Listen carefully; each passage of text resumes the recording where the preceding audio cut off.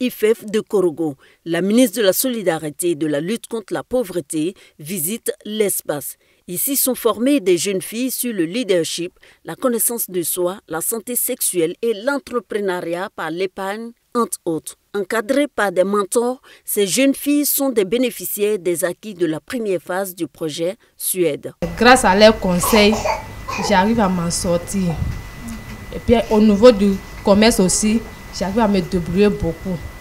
Parce que quand tu fais un commerce et tu ne sais pas comment gérer ton argent, tu te fatigues pour rien. Comme elle, le projet Suède ou projet d'autonomisation des femmes et le dividende démographique au Sahel, démarré en 2015, aura dans sa première phase permis à 50 000 femmes dans plusieurs régions de la Côte d'Ivoire de réduire leur vulnérabilité. Pour le lancement officiel de la seconde phase, Korogo, la capitale de la région du Poro, est choisi. L'objectif visé par cette deuxième phase du projet Suède, qui s'étend sur 20 régions administratives, est d'intensifier les activités et de les porter à l'échelle au niveau national par son extension à 10 nouvelles régions.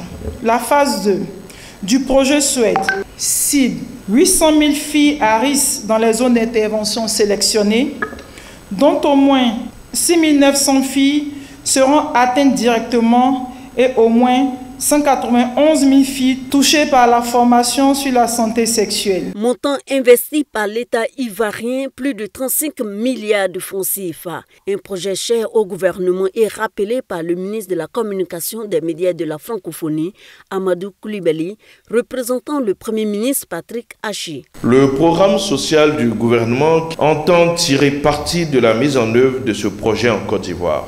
Il faut rappeler que le PSGouv, le programme social du gouvernement, vise précisément à accélérer le rythme de la réduction de la pauvreté et à rendre la croissance économique plus inclusive à travers des actions sociales ciblant les populations vulnérables.